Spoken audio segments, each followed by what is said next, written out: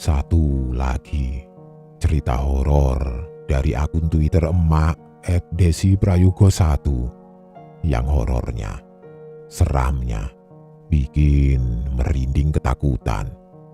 Berjudul Rumah Berdarah, yang bercerita tentang misteri horor rumah angker dan teror pocong tanpa kepala. Bagaimana? Masih berani melanjutkan? Harus dong. Mimin yakin kalian para pemberani. Cukup sediakan minuman hangat, camilan panas, dan kursi nyaman. Kalian sudah siap menikmatinya. Selamat mendengarkan dan semoga kalian terhibur. Salam horor.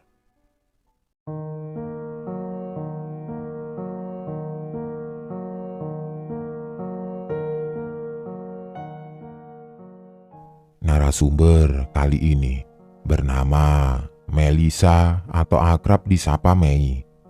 Ada bapaknya yang bernama Pak Bowo, ibunya yang bernama Bu Tanti, dan adiknya yang bernama Sana. Di sini Mei akan menceritakan pengalamannya ketika dia dan keluarga memutuskan untuk menempati sebuah rumah yang sudah lama kosong, di mana lokasinya tidak jauh dari rumah neneknya di desa. Rumah 2 lantai, ala-ala rumah pedesaan yang Mei pikir biasa saja, ternyata menyimpan segala kengerian di masa lampau. Ini bukan rumah biasa, tapi rumah ini adalah rumah berdarah. Tahun 2016, Mei dan keluarganya memutuskan untuk pindah ke desa asal kelahiran bapaknya karena kondisi kesehatan neneknya, ibu dari Pak Bowo, benar-benar sudah parah. Sedangkan saudara-saudara Pak Bowo tidak ada yang bisa pulang karena alasan tertentu, hingga Pak Bowo mengalah dan memutuskan keluar dari pekerjaannya lalu pindah ke desa. Padahal saat itu Mei dan Sana masih membutuhkan biaya banyak untuk sekolah mereka. Mei saat itu masih duduk di bangku SMA kelas 2 dan Sana masih duduk di bangku SMP kelas 3. Tapi bukan berarti Pak Bowo lepas tanggung jawabnya. Tidak. Pak Bowo akan tetap melakukan tanggung jawabnya sebagai bapak sekaligus kepala rumah tangga.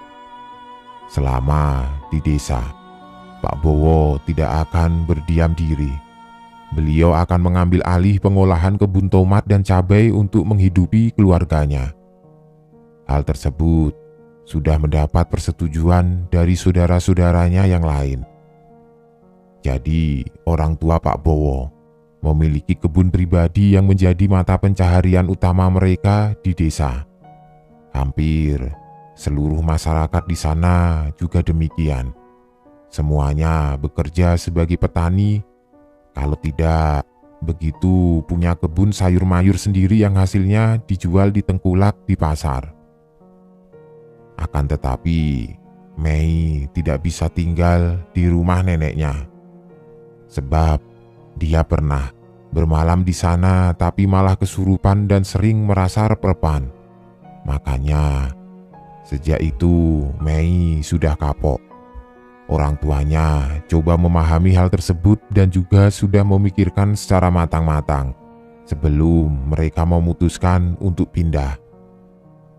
Ternyata selama tinggal di desa, keluarga Mei tidak akan menempati rumah yang jadi satu dengan neneknya, melainkan mereka akan tinggal di sebuah rumah yang pernah dibeli oleh mendiang kakek Mei sejak tahun 1999.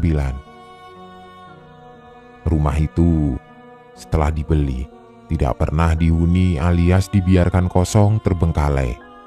Sebenarnya mau ditempati oleh kakaknya Pak Bowo, akan tetapi belum sempat menempati. Beliau sudah harus pindah ke kota untuk menjalani serangkaian pengobatan di salah satu rumah sakit. Kebetulan, beliau memiliki permasalahan dengan jantungnya. Akhirnya rumah itu pun kosong, dan baru kali inilah ditempati pertama kali setelah dibeli. Lokasinya tidak terlalu jauh dari rumah neneknya, sehingga memudahkan Bu Tanti untuk bolak-balik mengurus neneknya Mei yang sudah renta. Setelah setuju, semua pun packing dan 2 hari kemudian berangkat. Sebagian barang-barang mereka dibawa oleh pihak ekspedisi dan hanya baju-baju penting yang mereka bawa sendiri. Singkat cerita, tibalah Mei sekeluarga di desa sang nenek. Pemandangan yang masih asri terpampang di sepanjang mata memandang. Udara sejuk yang begitu dirindukan banyak orang untuk healing. Ketika sampai di desa tersebut, hari masih siang. Meski matahari sedang terik-teriknya, udara masih tetap sejuk dan sama sekali tidak panas. Mereka terlebih dahulu sowan ke rumah nenek dan mereka melihat kondisi sang nenek memang sudah memprihatinkan. Selama ini, neneknya dirawat oleh Mbak Ginarti yang tidak lain adalah pekerja yang sudah lama ikut neneknya dan masih setia sampai sekarang. Neneknya senang ketika melihat Mei sekeluarga datang dan bersedia membantu merawat beliau. Selesai berbincang lumayan lama, Pak Bowo izin untuk membawa keluarganya istirahat ke rumah yang hendak mereka tempati. Mei melihat neneknya mengeluarkan sebuah kunci rumah lalu diberikan ke bapaknya. Selain itu, Mei juga mendengar kalau neneknya berbisik ke telinga Pak Bowo kurang lebih seperti ini. "Jauhkan keluargamu dari kamar tengah di lantai 2. Dan pastikan tidak ada satupun keluargamu yang membuka pintu kamar itu." Kalimat neneknya itu hanya direspon oleh bapaknya dengan anggukan kepala. Lalu setelahnya, mereka berempat berjalan ke rumah tersebut sambil dipandu Mbak Ginarti.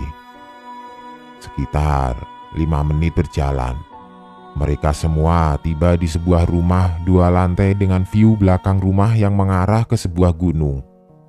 Sana dan orang tuanya tampak bahagia, tapi tidak dengan Mei.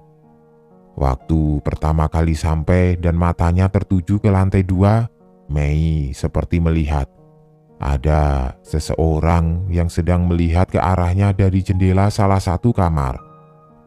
Ketika Mei memastikan kembali pandangannya, sosok itu sudah menghilang. Sosoknya perempuan, memakai dress putih lusuh panjang dengan rambut panjangnya yang panjang menjuntai ke bawah. Wajah sosok itu penuh darah, tapi Mei tidak yakin dengan apa yang dia lihat. Cuma sepintas, hanya saja walau sepintas penggambarannya cukup jelas. Entahlah, Mei masih berbaik sangka dan dia menganggap barangkali dia yang sedang halu atau kecapean. Untuk memastikan rumah itu benar-benar kosong, Mei bertanya kepada Mbak Ginarti, "Mbak, ini rumahnya beneran sudah kosong lama?" Mbak Ginarti hanya membalas pertanyaan Mei dengan anggukan kepala sambil tersenyum. Pintu pagar pun terbuka.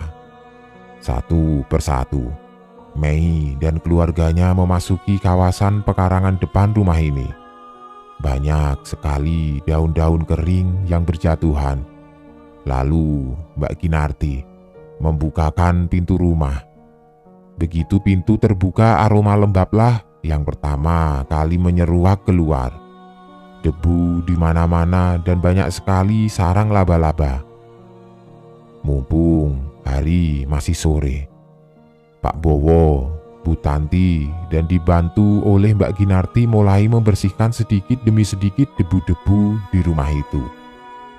Sedangkan Mei dan Sana mendapat tugas membersihkan kamar masing-masing di lantai 2. Pak Bowo berpesan kepada keduanya agar tidak menyentuh pintu kamar yang terletak di tengah-tengah.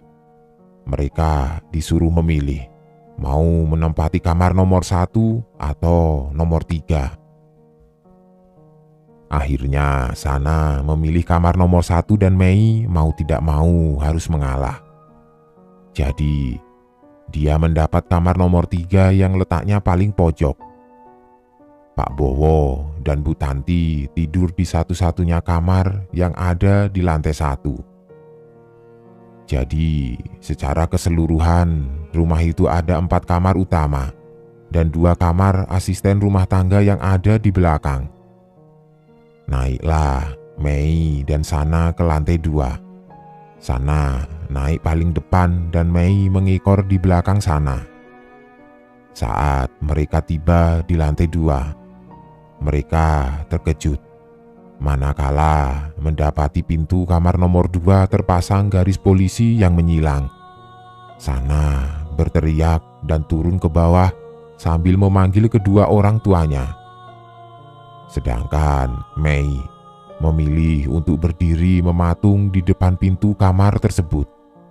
Di pikiran Mei banyak sekali pertanyaan. Ada apa dengan rumah ini? Salah satu pertanyaan terbesar yang ingin Mei tanyakan kepada semua orang yang ada di sana. Tidak lama kemudian, Pak Bowo naik ke atas diikuti yang lainnya. Pak Bowo juga terkejut melihat garis polisi tersebut. Beliau langsung bertanya ke Mbak Ginarti. Tapi Mbak Ginarti tidak mau menjawab dan hanya bilang, "Maaf Den, saya sendiri juga tidak bisa cerita. Mungkin lebih baik tanya saja ke Eyang Putri, siapa tahu beliau bisa menjelaskan." Selesai bicara itu, gelagat Mbak Ginarti aneh dan sempat membuat kecurigaan di hati Mei yang melihatnya. Berhubung masih banyak yang harus dikerjakan sebelum matahari terbenam, Pak Bowo memutuskan untuk mengabaikan kamar tersebut dan meminta semuanya kembali ke tugas masing-masing. Toh, kalau neneknya sudah memberi peringatan seperti itu, artinya semua orang harus menghormatinya supaya hidupnya aman. Begitupun dengan Mei dan Sana. Mereka mulai bergegas merapikan kamar masing-masing.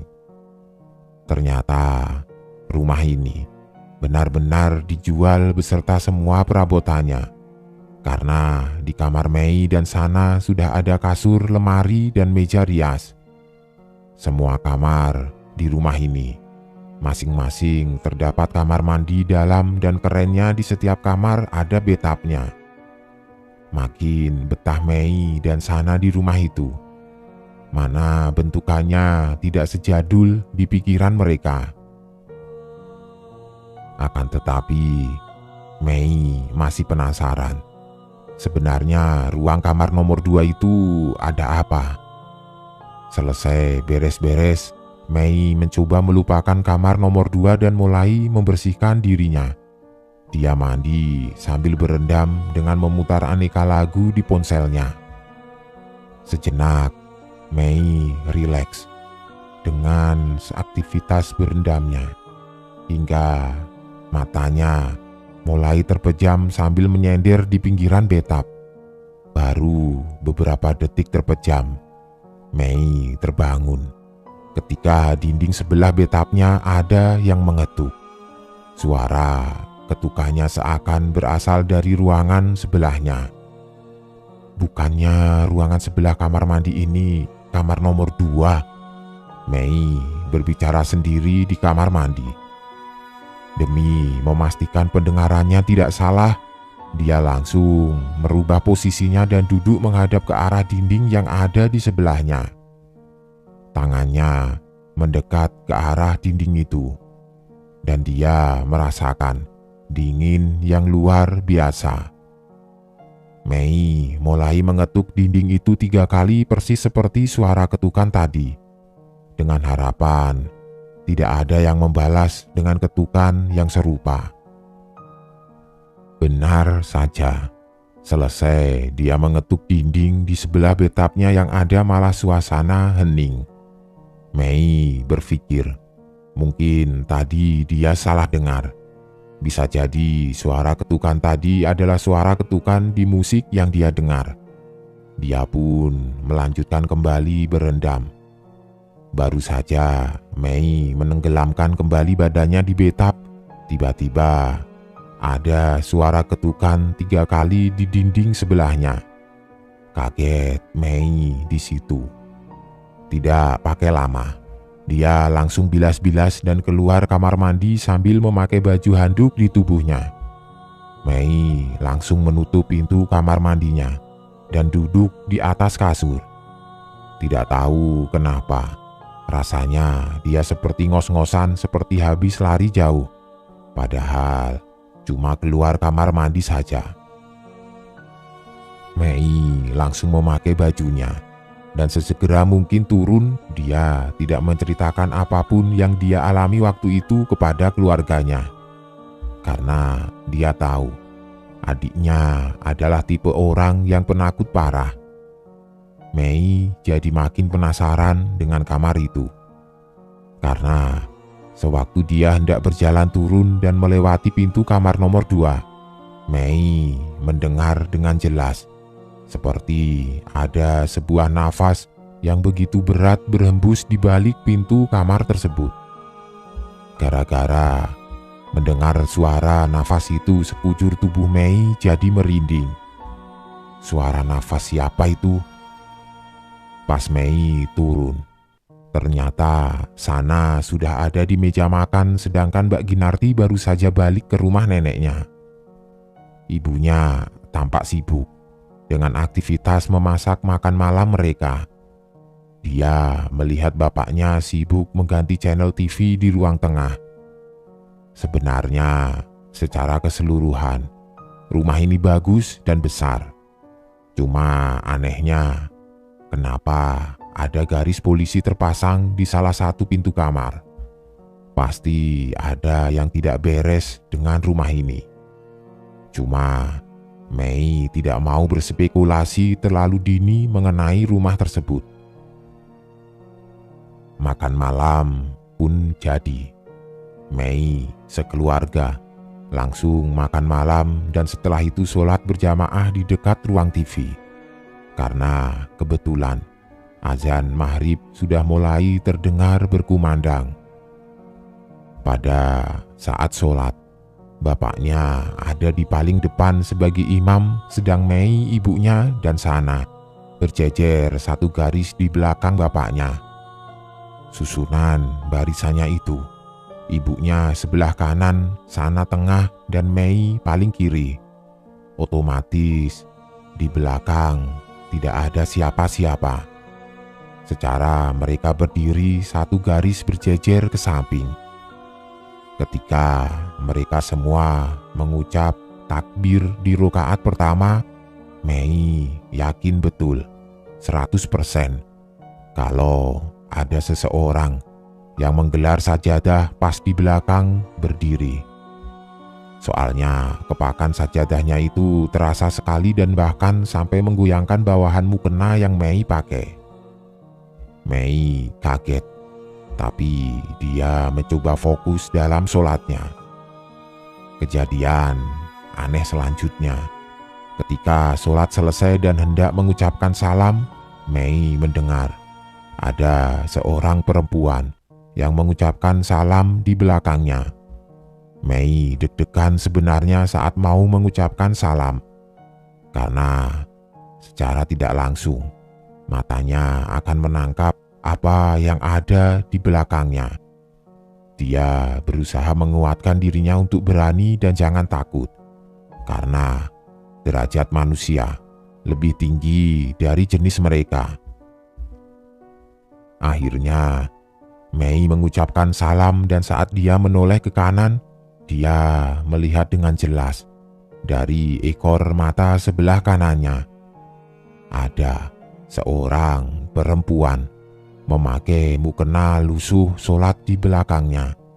Akan tetapi saat Mei salam ke sebelah kiri, sosok perempuan itu sudah tidak ada di belakangnya lagi.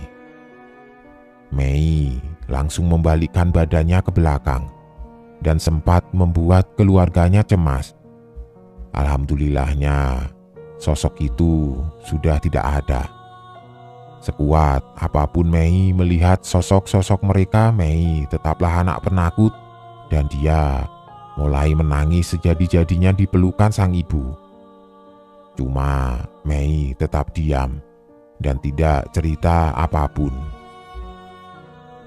Selesai sholat maghrib, semua orang menonton TV di bawah hingga azan Isya berkumandang. Mereka pun menggelar sholat berjamaah kembali. Agak was-was sebenarnya Mei di situ. Hanya saja saat sholat Isya, sosok itu tidak ikut sholat bersama mereka. Anggap saja tadi itu bentuk perkenalan sosok di rumah ini dengan Mei. Mei juga mulai melupakan kejadian itu dan selesai sholat dia langsung naik ke kamarnya. Berhubung belum ngantuk, Mei memutuskan bermain HP untuk bertukar kabar dengan teman-temannya. Hingga tidak terasa, sudah jam 23 malam. Mei langsung menaruh HP-nya untuk dicas dan dia segera beranjak tidur. Baru saja lampu kamar dia matikan dan dia hendak terlelap, tiba-tiba pintu kamarnya diketuk oleh seseorang. Suara ketukannya itu biasa saja, tapi tidak berhenti-berhenti. "Sana, tidak lucu tahu, ini sudah malam. Mbak laporin bapak loh," teriak Mei karena saking kesalnya. Tetapi suara ketukan itu yang ada malah brutal suaranya, seakan memaksa agar Mei membuka pintu kamarnya. Mei kaget dan langsung menyalakan kembali lampu kamarnya. Dia langsung duduk bengong memandang ke arah pintu sambil meremas selimutnya. Tidak lama kemudian, suara ketukan pintu itu menghilang dan suasana malam kembali hening. Mei berasa baru saja bisa bernafas lega. Tidak lama kemudian, suara ketukan pintu itu kembali terdengar. Tapi kali ini diimbangi dengan suara teriakan Sana dari luar. "Mbak Mei, Mbak Mei, cepat buka pintunya, Sana takut."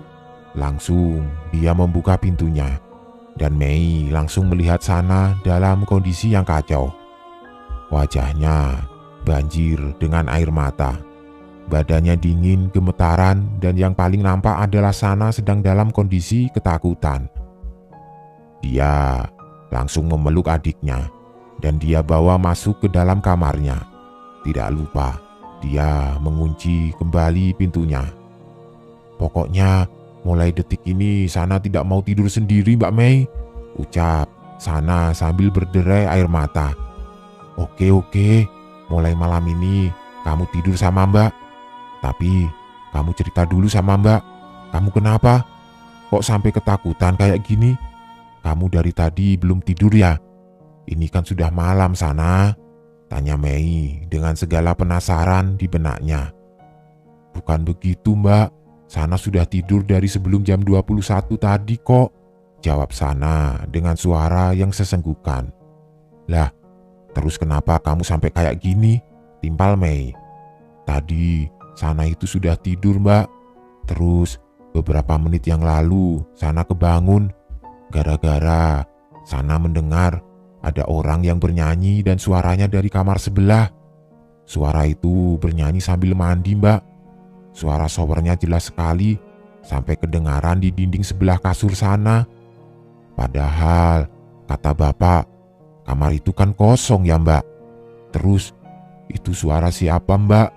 kata Sana sambil memandang takut ke arah Mei dengan mata sembabnya.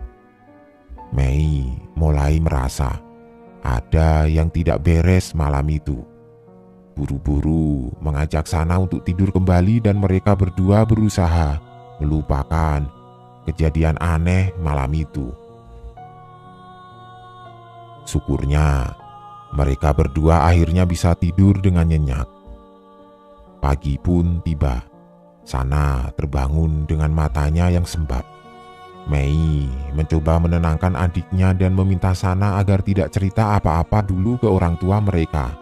Sampai Mei tahu betul tentang cerita apa yang sebenarnya terjadi sampai kamar itu dipasang garis polisi. Beruntung Sana bisa diajak kompromi. Mereka langsung bersiap-siap karena pagi itu hendak mendaftar ke sekolah baru. Sana dan Mei tampak senang punya teman serta lingkungan sekolah yang baru. Selesai sarapan, Bu Tanti langsung mengajak Sana dan Mei pergi ke sekolah. Sedangkan Pak Bowo pergi mengurus kebun tomat dan cabai milik orang tuanya. Setibanya di sekolah, Bu Tanti, Mei, dan Sana langsung menuju ke ruang guru untuk mendaftar. Lingkungan sekolah di desa tidak buruk-buruk amat seperti perkiraan Mei sebelumnya. Cuma ini sekolahnya milik yayasan. Jadi mulai PAUD sampai SMA terletak di dalam satu lingkungan sekolah dan hanya terpisah bangunan gedung. Gedung SMA lah yang letaknya paling pojok dan di depannya ada lapangan bola. Selesai mengurus semua administrasi, mereka bertiga pun berjalan kembali pulang ke rumah. Mei dan Sana senang karena mulai Senin besok mereka sudah bisa sekolah.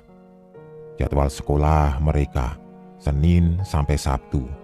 Cuma kalau Sabtu hanya ekskul dan semua siswa wajib memilih serta ikut ekskul apapun yang tersedia di sekolah. Mei memilih ekskul basket dan Sana ekskul karate.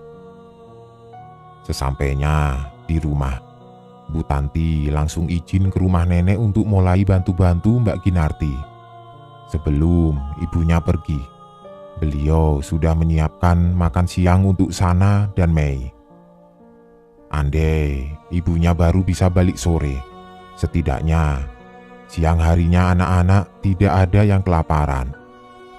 Saat itu adalah hari Sabtu. Sana masih terlalu takut di rumah itu berdua dengan Mei. Mei ingat kalau di garasi rumah ini selain ada mobil juga ada 2 sepeda ontel yang mereka bisa tumpangi untuk muter-muter di sekitar desa. Mei langsung mengajak Sana mengambil sepeda itu lalu muter-muter di area sekitar. Sana setuju dan mereka mulai berjalan ke arah garasi rumah. Benar-benar di sana ada 2 sepeda ontel model sepeda boncengan. Mei lihat salah satu di antaranya bannya kempes. Akhirnya mereka putuskan untuk boncengan, mulailah mereka berputar-putar mengitari desa. Banyak mata yang memandang mereka sambil tersenyum. Mereka juga membalas senyum-senyum orang sekitar. Sana melihat ada segerombolan anak-anak yang mungkin seusia mereka sedang bermain di tanah lapang. Dia langsung meminta Mei untuk memberhentikan laju sepedanya dan bermain dengan mereka. Mei tidak keberatan, lalu mereka pun berhenti. Sambil setengah takut, Sana coba menyapa dan Mei mengekor dari belakang. Syukurlah, anak-anak ini begitu baik dan tanpa membutuhkan waktu yang lama mereka berdua sudah tampak akrab dengan anak-anak tersebut. Sudah asik bermain, mereka semua memutuskan untuk duduk berjejer di pinggiran tanah lapang. Salah satu di antara anak-anak itu bertanya, "Rumah kalian sebelah mana?" Lalu Mei menjelaskan posisi rumah mereka. Entah kenapa, ekspresi anak-anak ini jadi aneh, dan mereka semua tampak asik ngobrol satu sama lain, seakan seperti bisik-bisik. Mei tidak suka dengan suasana seperti itu dan dia meminta anak-anak itu untuk berbicara terus terang saja di depan mereka. Anak yang lain bertanya kepada Mei, "Apa kalian pernah buka pintu kamar nomor 2 di lantai atas. Kini giliran Mei dan Sana yang saling tatap-tatapan. Mei dan Sana hanya menjawab dengan gelengan kepala. "Aku saranin, sebaiknya kalian jangan pernah buka pintu itu," sambung anak yang berbicara itu. Mei penasaran dan dia berusaha bertanya lebih jauh, tapi anak-anak ini malah tidak ada yang mau menjawab. Karena hari sudah siang, mereka semua memutuskan untuk pulang ke rumah masing-masing. Pas hendak Mei mengayuh sepedanya, tiba-tiba ada salah satu anak yang bernama Ulfa menarik tangan Mei. "Karena ada yang meninggal di sana," begitulah kurang lebih ucapan Ulfa pada waktu itu. Tatapan Ulfa memandang tajam ke arah Mei, seolah ingin memberitahukan sesuatu yang harus Mei tahu tentang rahasia besar rumah tersebut. Selesai berbicara seperti itu, Ulfa langsung pergi begitu saja. Sana yang sudah kelelahan mulai resek dan meminta Mei untuk sesegera mungkin mengayuh sepedanya supaya mereka cepat tiba di rumah. Sepanjang perjalanan, pikiran Mei kemana-mana, terutama tentang ucapan Ulfa kepadanya. Jangan-jangan apa yang Ulfa ucapkan benar? Itulah satu pertanyaan di antara 1000 pertanyaan yang ada di kepala Mei. Mei langsung mengayuh sepedanya dengan begitu cepat, hingga tidak butuh waktu lama. Mereka sudah sampai di depan rumah. Tidak tahu kenapa, kini Mei menatap rumah itu jatuhnya ke ngeri bukan takjub seperti sebelumnya. Seolah Mei tahu rahasia terbesar rumah ini. Dia menaruh kembali sepedanya dan mulai berjalan masuk ke dalam rumah mengikuti Sana. Sana berjalan ke arah dapur untuk minum, sedangkan Mei selonjoran di atas sofa ruang TV. Pandangannya menatap ke arah lantai 2. Rasa ingin tahunya mulai membara tentang kamar itu. Mungkin hari masih siang dan kedua orang tuanya belum pulang. Entah kenapa Mei ingin bersikap lancang. Diam-diam, tanpa sepengetahuan Sana, dia berjalan ke lantai 2 sambil mengendap-endap. Tidak butuh waktu lama, kini Mei sudah berdiri di depan pintu kamar nomor 2. Jantungnya berdegup begitu hebat. Tangannya tiba-tiba tremor karena saking takutnya. Kepalanya mendadak pusing dan ingin sekali muntah. Mei mencoba menahan itu semua sekuat mungkin karena siang itu dia ingin mengetahui apa yang sebenarnya terjadi di dalam kamar itu. Langkah kakinya maju beberapa langkah ke depan. Tangannya seakan ingin menggapai gagang pintu kamar tersebut dan tidak berselang lama, tangan Mei berhasil meraih gagang pintunya. Dingin dan hening yang Mei rasakan. Awalnya Mei hendak mengurungkan niatnya, akan tetapi tanpa sengaja, tangannya malah membuat pintu itu jadi terbuka. "Ah, tidak terkunci," batin Mei berkata. Ternyata selama mereka masuk ke rumah itu, pintu ini sama sekali tidak terkunci. Perlahan, Mei membuka pintu itu hingga terbuka. Aroma lembab mulai menyeruak ke dalam. Gelap. Itulah yang tertangkap di pandangan mata Mei. Dia melihat banyak sekali debu dan sarang laba-laba. Lalu Mei melihat di langit-langit ada sebuah tali dari kain yang sudah lusuh masih tergantung di sana. Matanya seperti menangkap banyak sekali noda bercak darah yang masih berserakan. Walaupun nodanya kecil-kecil tapi jumlahnya banyak dan otomatis bisa dilihat dengan jelas. Mei berjalan ke arah jendela besar kamar itu. dia berdiri di sana, dan saat dia memandang ke arah luar seketika, dia teringat sosok perempuan yang memandanginya ketika baru sampai di rumah ini.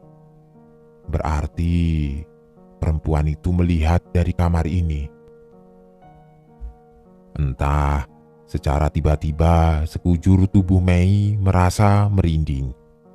Dia langsung beranjak ke arah kamar mandi. Tampak kosong, pengap, kering, dan kotor. Mei pikir sudah tidak ada apa-apa di dalam ruangan ini dan hanya dua keanehan saja. Tentang darah dan tali yang menggantung di atas plafon. Secara keseluruhan biasa-biasa saja. Mungkin suatu hari nanti dia bisa tanyakan dua keanehan itu kepada bapaknya. Akhirnya, Mei mulai berjalan keluar kamar. Waktu hendak dia tutup kembali pintunya, tiba-tiba pintu itu seakan ada yang menahan dari dalam. Alhasil, Mei saat menutup pintunya, seperti sedang tarik-tarikan dengan seseorang. Bukan hanya itu, saat Mei hendak berusaha sekuat mungkin menutup pintunya, tahu-tahu ada suara laki-laki dengan nada yang begitu berat berkata, "Kepalaku digantung di atas sana. Kamu tidak mau lihat dulu?" Kaget Mei di situ. Dia langsung berteriak sampai tubuhnya jatuh ke belakang. Padahal di kamar itu tidak ada siapa-siapa. Lantas itu tadi suara siapa?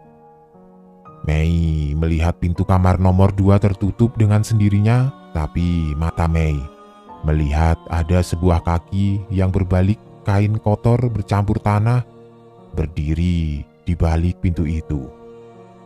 Kaki itu ditali, dan kalau dilihat-lihat bentukannya lebih mirip seperti sosok pocong. Mei masih syok, dan matanya terus memandang ke arah pintu kamar tersebut. Berselang beberapa menit kemudian, tahu-tahu bapak, ibu, dan adiknya sudah ada di dekatnya. Semua bertanya kepada dirinya, kenapa? Tapi Mei enggan menjawab dan dia hanya minta untuk diantar tidur di kamarnya.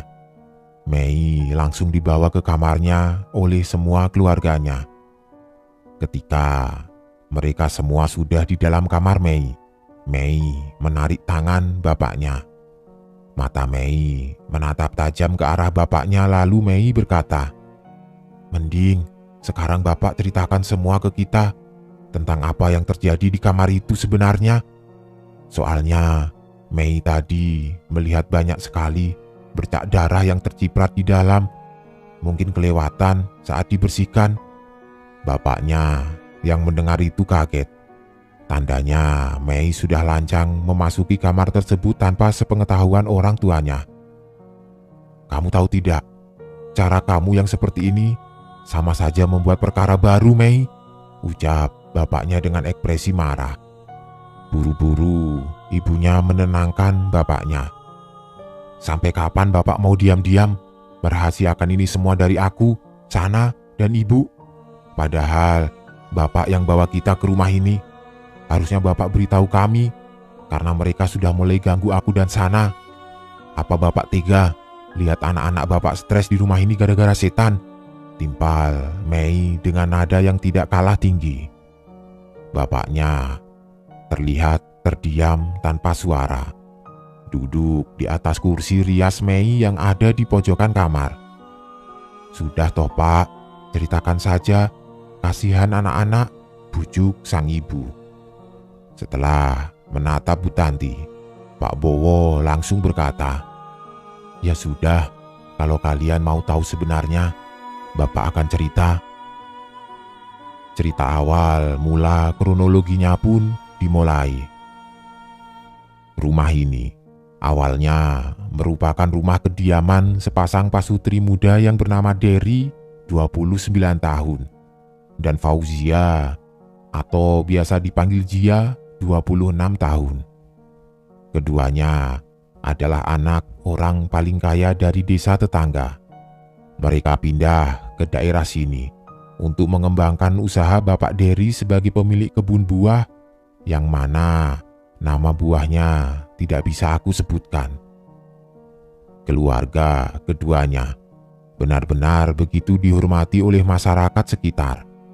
1 tahun setelah menikah, tepatnya di tahun 1992, pasangan Pasutri muda itu menempati rumah ini. Rumah ini adalah rumah yang dibangun bapaknya Dery sebagai hadiah pernikahan untuk mereka. Setelah itu, setahun setelahnya, sekitar Februari 1993, Jia dinyatakan positif hamil saat periksa di salah satu rumah sakit di kota. Dokter mengatakan usia kehamilan Jia sudah memasuki usia 4 minggu. Rasanya semakin lengkap rumah tangga Pasutri ini dengan kehadiran si jabang bayi. Semakin lama, usia kandungan Jia sudah membesar dan tidak terasa sudah mau menginjak 7 bulan.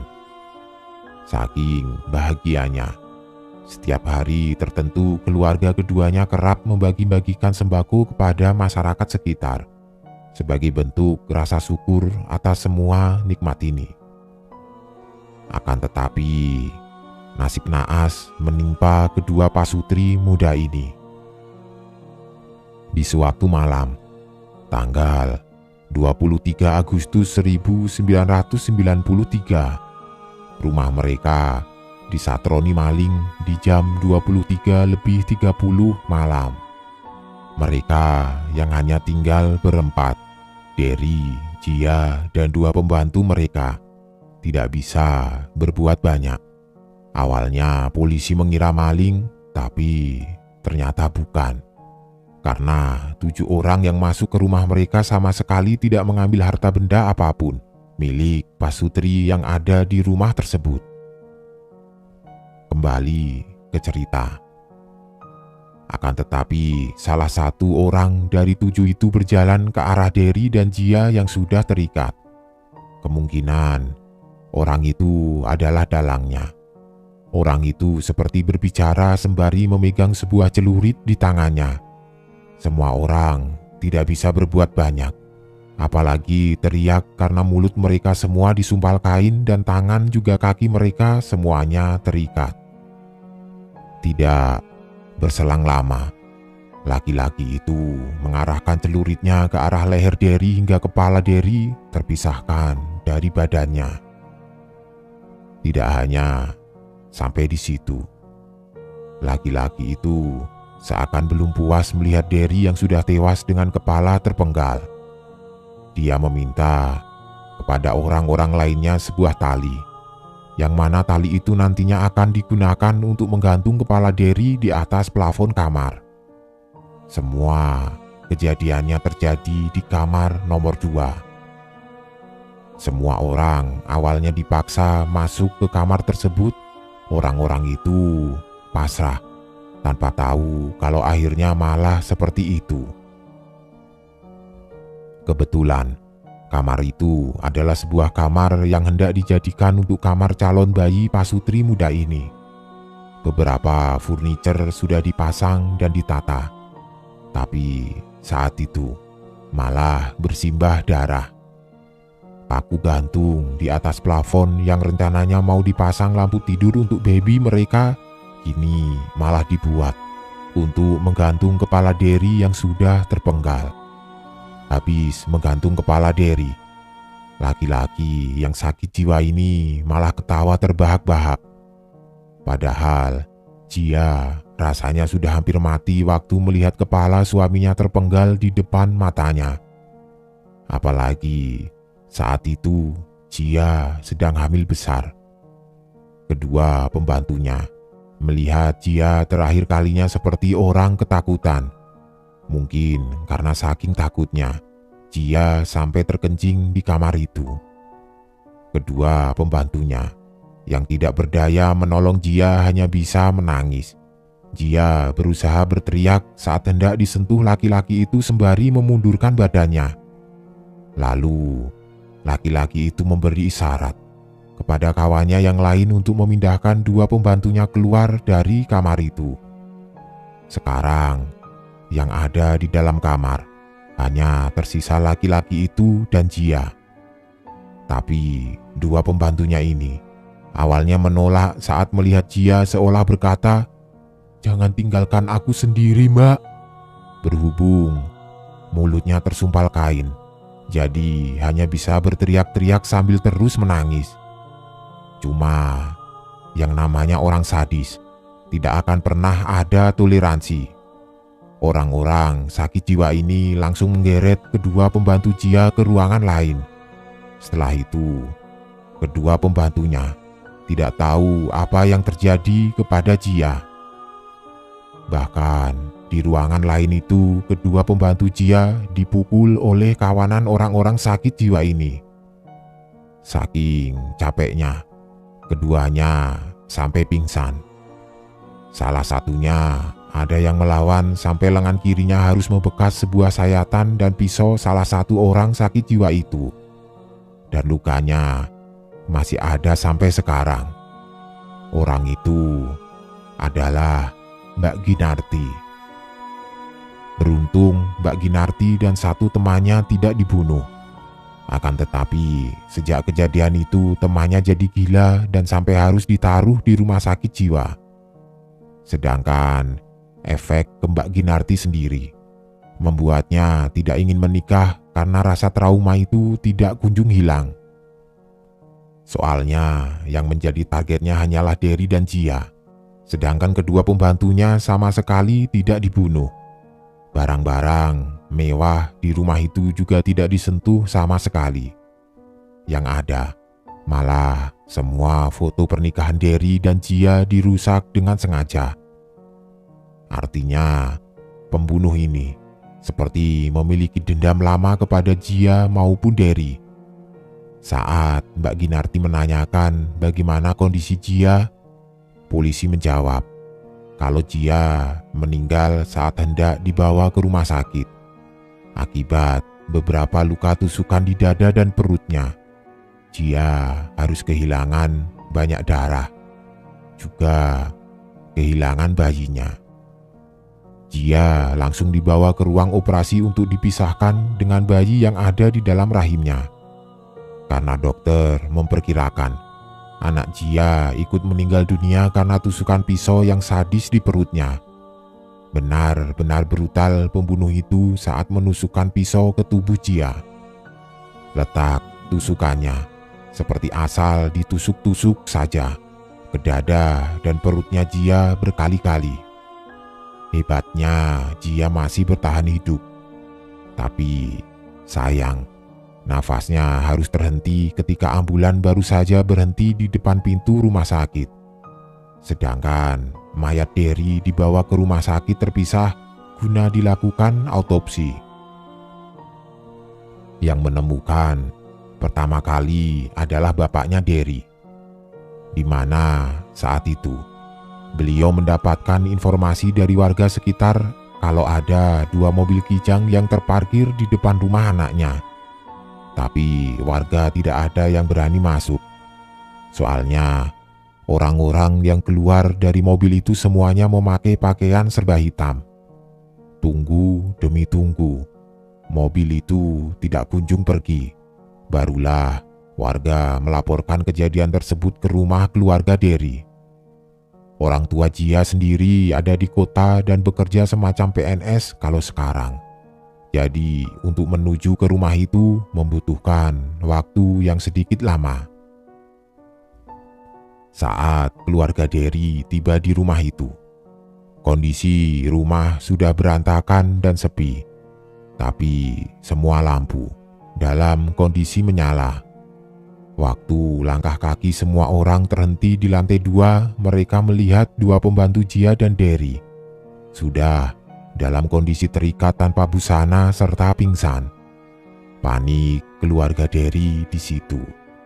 Pintu di rumah itu dibuka satu persatu hingga pintu kamar nomor 2 dibuka.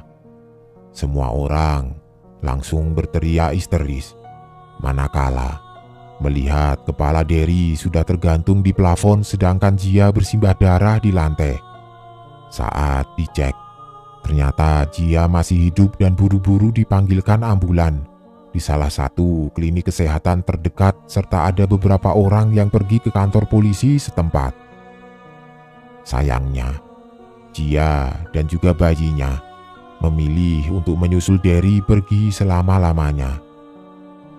Beberapa bulan berlalu, sampai tidak terasa sudah di penghujung akhir tahun 1993. Luka kenangan kelam itu masih tersirat jelas di memori Mbak Ginarti dan semua orang yang merasa kehilangan.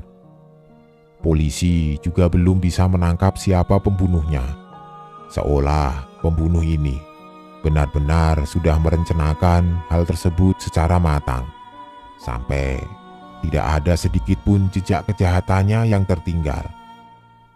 Tes DNA dulu masih belum seramai digunakan seperti sekarang, jadi polisi masih mengalami kesulitan.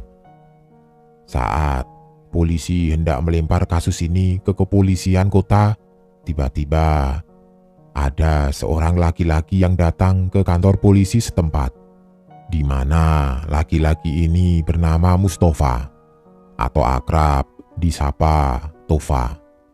Tova merupakan warga satu desa dengan desa nenek Jia dan Tova juga merupakan teman sekolah Jia sejak mereka sama-sama masih duduk di bangku SD. Tova ternyata menaruh hati kepada Jia sudah lama dan pernah coba untuk menyatakan perasaannya.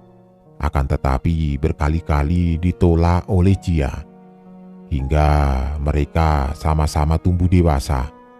Hanya saja, Jia masih belum bisa menerima Tova dan yang ada Tova malah mendapatkan surat undangan pernikahan Jia dengan Derry. Meski Derry dan Jia dijodohkan, akan tetapi keduanya fans-fans saja yang ada malah saling mencintai. Hal itu yang memancing emosi Tova, sampai dia nekat merencanakan semua ini. Rencana dia untuk menghabisi Derry dan Jia, yang mana jika dia tidak bisa mendapatkan Jia maka orang lain juga tidak bisa atau keduanya harus mati. Mendengar itu, polisi kaget, terlebih saat Tova menceritakan secara detail kronologi malam itu. Polisi penasaran kenapa dia menyerahkan diri dengan sukarela di saat polisi kebingungan mengungkap siapa pelakunya. Di mana Tova berkata, "Setiap malam saya selalu didatangi Jia yang menggendong bayinya. Jia menangis di luar jendela saya. Ingin sekali saya memeluknya, tapi dia marah. Dia memaksa saya untuk menyerahkan diri ke kantor polisi. Saya pikir dengan begini dia bisa tahu kalau saya benar-benar sayang sama dia. Makanya saya menyerahkan diri ke kantor polisi." Polisi yang mendengar itu sampai geleng-geleng. Seolah Tova ini tidak memiliki rasa bersalah sama sekali setelah membunuh 2 orang dengan sadis. Padahal sudah didatangi arwah Jia pun dia tidak ada takut-takutnya.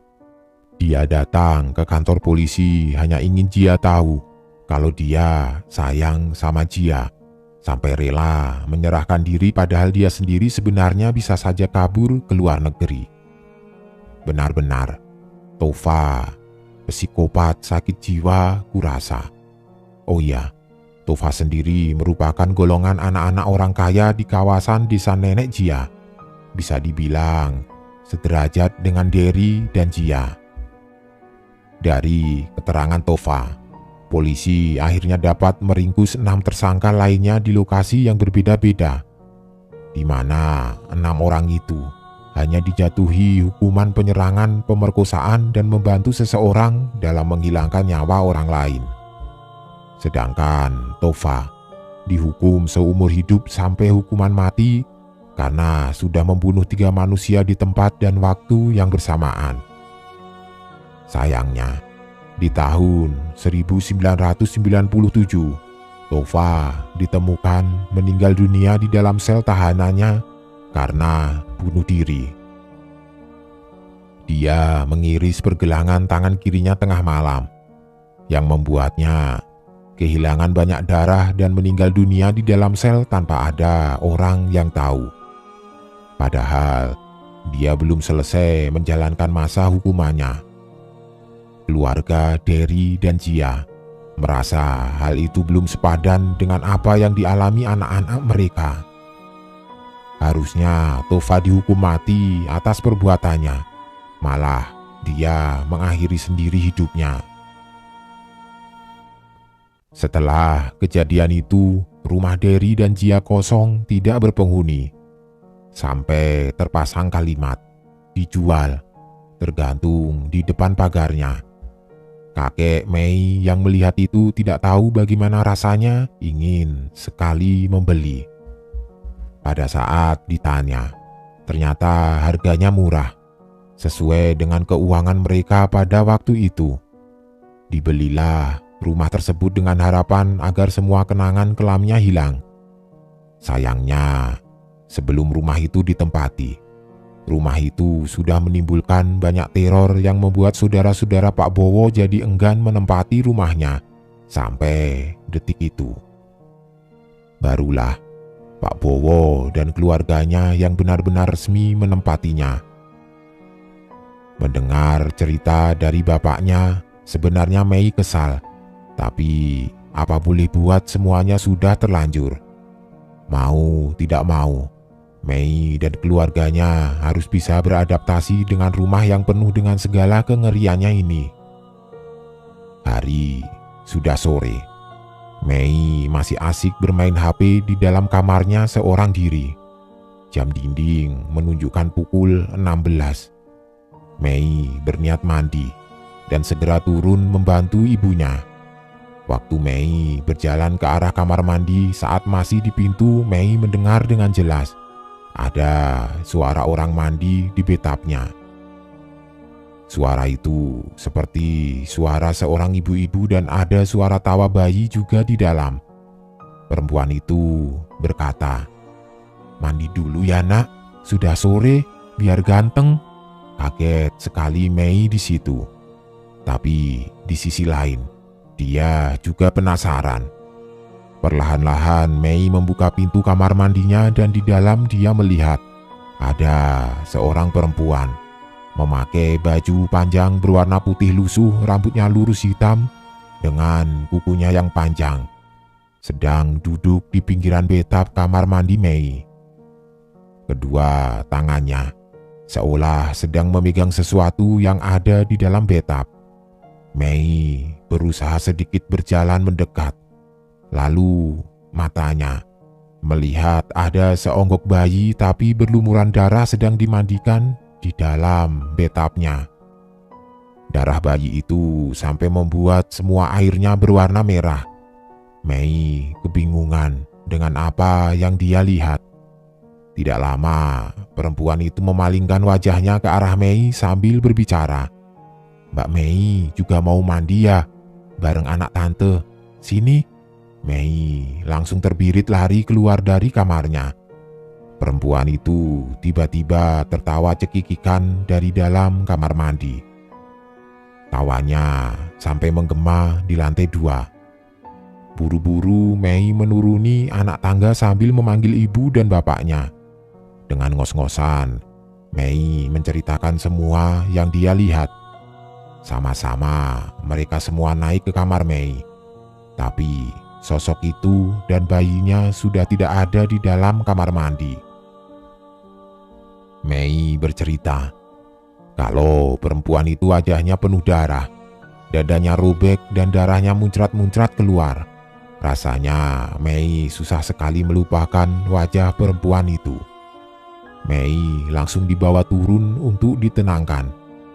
Tidak lama, Sana bangun karena mendengar keributan di bawah.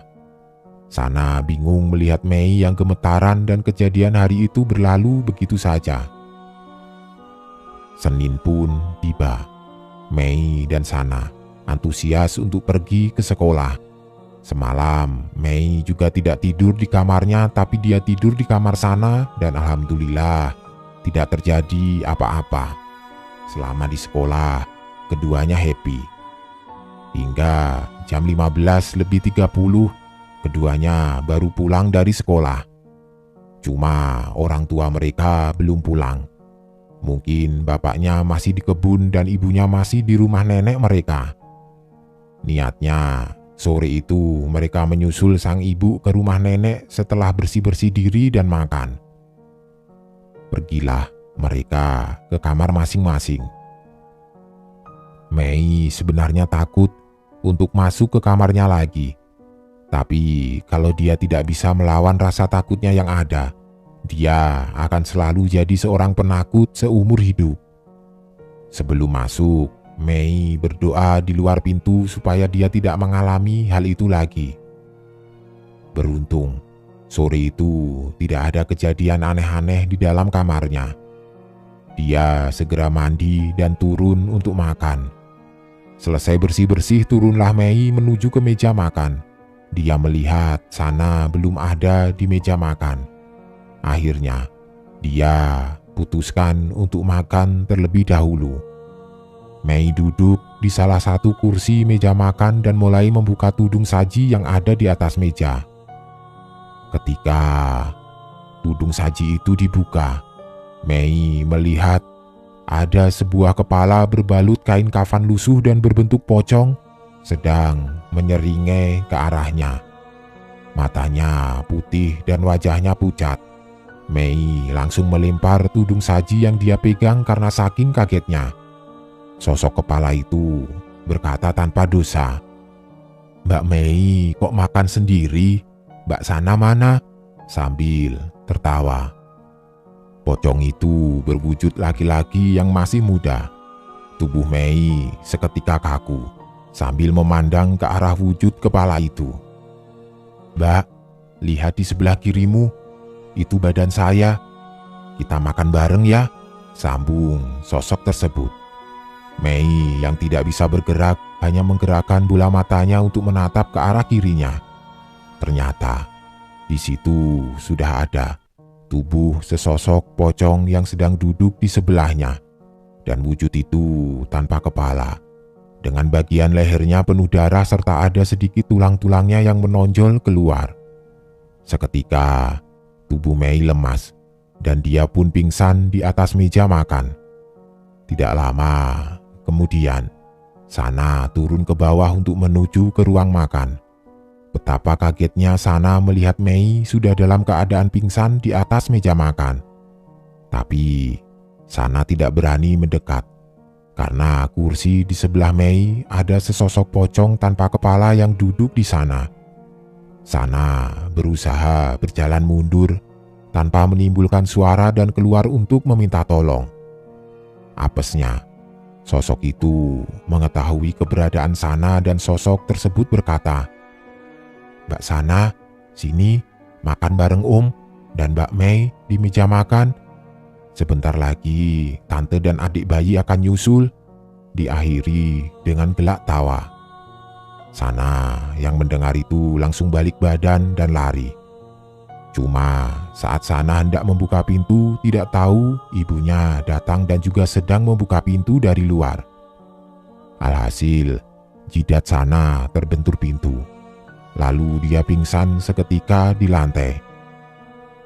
Saat ibu mereka datang, beliau langsung panik manakala melihat kedua anak pingsan dan sepertinya sosok pocong itu sudah menghilang. Buru-buru Bu Tanti keluar menghampiri suaminya. Setibanya di rumah, keduanya langsung menyadarkan Mei dan Sana. Begitu kedua anaknya bangun, yang ada keduanya malah berteriak histeris ketakutan dan segera mungkin mereka tenangkan kembali. Tubuh Sana langsung demam, dan Pak Bowo membawa Sana ke kamar sedangkan Bu Tanti menuntun Mei untuk masuk ke kamarnya. Demam Sana tidak kunjung turun. Kedua orang tuanya meminta Sana untuk istirahat saja di kamarnya biar nanti makan malam diantar Bu Tanti ke kamarnya. Akhirnya, Sana dibiarkan istirahat sendiri di kamar. Sana mencoba memejamkan matanya berharap agar segera tidur. Sana memiliki kebiasaan tidur sambil memeluk boneka pisangnya. Waktu dia posisi miring, sambil memeluk boneka pisangnya, Sana merasa bonekanya kok jadi tidak empuk lagi. Yang ada malah tangannya terasa berat seolah sedang ditindihi kepala anak kecil. Dengan mata yang masih terpejam, Sana meraba sesuatu yang dia peluk itu. Sana yakin betul kalau bentukannya bukan lagi boneka pisangnya, tapi menyerupai bentukan bayi yang sudah berbalut kain. Sana langsung membuka kedua matanya. Dia masih dalam posisi memeluk itu dan entah kenapa kini tubuhnya jadi sulit sekali digerakkan. Bola mata Sana melihat ke bawah. Dan benar, kalau sesuatu yang dia peluk merupakan sosok bayi berbalut kain kafan, alias pocong anak bayi. Epiknya, pocong anak bayi itu berbicara seperti ini. "Tante, main yuk," nangis Sana di situ. Mulutnya tidak bisa bersuara dan tubuhnya sulit sekali digerakkan. Pocong anak bayi ini terus tertawa di pelukan Sana. Sejenak, Sana teringat pesan ibunya. "Coba baca ayat kursi ketika kamu sedang ketakutan." Sana pun langsung membaca ayat kursi di dalam hatinya. Dan ajaibnya, tubuhnya perlahan-lahan mulai bisa digerakkan. Tidak lama kemudian Sana terjatuh dari kasur dan pingsan. Bu Tanti tidak berselang lama masuk ke kamar Sana untuk mengantar makan malam dan obat. Betapa kagetnya Bu Tanti saat melihat Sana sudah tergeletak di bawah kasur dalam kondisi pingsan. Langsung beliau melempar nampan yang beliau pegang. Beliau berteriak memanggil sang suami. Barulah setelah itu, mereka semua pergi membawa Sana ke rumah sakit. Semua warga di kampung itu terlihat pada keluar rumah, memandang ke arah mobil yang dikendarai Pak Bowo berlalu. Setibanya di rumah sakit, Sana langsung ditangani dan dokter menyatakan kalau Sana terkena tipes. Terpaksa dia harus diopname beberapa hari di rumah sakit. Beberapa menit kemudian, datanglah Mbak Ginarti dan beberapa warga setempat ke rumah sakit, di mana Mbak Ginarti langsung bilang, "Harusnya kalian jangan pernah membuka kamar nomor 2. Bukannya saya dan Eyang Putri sudah mengingatkan berkali-kali. Ketika pintu itu terbuka, artinya arwah Dery dan Jia akan keluar kembali. Padahal semua orang sudah susah-susah mengurung mereka di dalam. Sekarang malah kalian lepaskan. Semua warga di desa kita sudah didatangi satu persatu sama sosok pocong Dery yang tanpa kepala. Sudah banyak ibu-ibu yang bayinya hampir dibawa pergi sama sosok hantunya Jia. Karena Jia mengira bayi-bayi itu adalah anaknya. Tanpa kalian ketahui, sebenarnya sekarang kondisi desa benar-benar sedang ricuh. Mau tidak mau, kita harus melakukan ritual untuk mengunci kembali arwah mereka, atau salah satu anak kalian yang akan jadi korbannya." Mei yang mendengar Mbak Ginarti berucap seperti itu langsung buru-buru minta maaf atas kelancangannya membuka pintu kamar tersebut. Mbak Ginarti kembali melanjutkan ucapannya. "Mungkin kita bisa menerima maafmu, tapi tidak dengan mereka. Mereka akan mengambil jiwa Sana dan akan mereka jadikan Sana sebagai anak mereka. Sebelum terlambat, mending malam ini kita harus adakan ritual tersebut. Warga sudah menyiapkan semua yang dibutuhkan. Salah satu harus ikut saya dan yang lain memantau kondisi Sana di sini." Akhirnya diputuskan. Pak Bowo dan Mei yang ikut pulang, sedangkan Bu Tanti menunggu Sana di rumah sakit.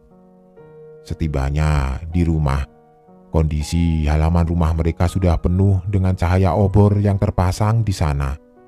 Banyak bunga-bunga ditebar di mana-mana. Aroma dupa semerbak di dalam rumah. Semua orang memakai semacam kain yang dikalungkan ke leher mereka masing-masing. Begitupun dengan Mei dan Pak Bowo. Ada seorang pria parubaya yang dandanannya mirip sekali dengan dukun berdiri di depan kamar nomor 2 yang sudah terbuka. Di sisi lain, ponsel Pak Bowo berdering, yang mana itu panggilan dari istrinya. Bu Tanti dengan suara isakan tangis mengatakan kalau tubuh Sana dari tadi gelebak-gelebak dengan mata yang tertutup. Dokter sedang menangani Sana, tapi bingung dengan kondisi Sana yang sebenarnya seperti itu karena apa. Toh tidak ada keracunan obat dan lain-lain, tapi tubuhnya bergerak aneh seperti itu. Pak Bowo menceritakan semuanya dan secara perlahan Bu Tanti mulai memahami. Bu Tanti terus dan terus membacakan lantunan ayat kursi di telinga Sana. Anehnya, mata Sana langsung terbuka dan semua bola matanya menjadi putih. Sana langsung menampar Bu Tanti yang berusaha membacakan ayat kursi di telinganya. Dengan suara yang begitu berat, Sana berkata, "Lancang kamu, mau merebut anakku?" Iya, Sana kesurupan. Infus yang di tangannya sampai tercabut dan akibatnya darah keluar dengan deras. Semua perawat coba memegangi tubuh Sana. Satu ruangan, suasananya jadi mencekam. Bu Tanti tidak ada habisnya, terus membacakan ayat kursi di telinga Sana yang kesurupan. Kita kembali ke Mei.